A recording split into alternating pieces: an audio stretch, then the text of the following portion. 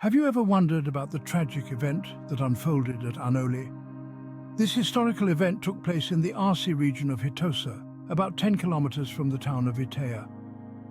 Historian and law professor Dr. Bira'atu Kanai notes that this location was where Emperor Menelik II's army brutally attacked the Arsi Oromo people.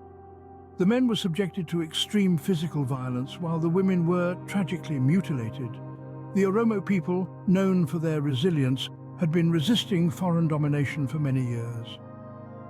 In this long-drawn struggle, Oromo communities from Shawa, Walu and Arsi were united under a common cause. The site of Aanolee, where this horrific event took place, is a painful reminder of the brutalities that the Arsi Oromo people endured at the hands of Menelik's army and the foreign powers of that era. Now you might be wondering, who was Burqaa Zimmitaa? This is a story well told by Adisu and Tasfaye Gabra. Or perhaps you are curious about the land that was taken, like the case of Nadhii Gammadaa. In the Journal of Oromo Studies, Abbas Haji details the fierce resistance of the Arsi Oromo against the Shawa armies from 1881 to 1886.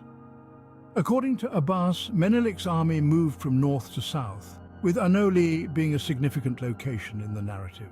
To summarize, the Aanolee Massacre is a stark reminder of the atrocities committed against the Arsi Oromo people by Emperor Menelik II's army. The resilience of the Oromo people, their long-drawn struggle for freedom, and the unity among different Oromo communities during these challenging times are significant aspects of this historical period.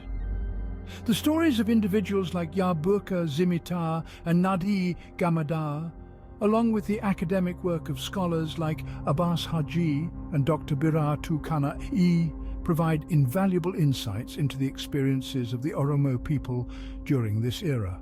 Remember, history is not just about the past, it's about understanding our present and shaping our future.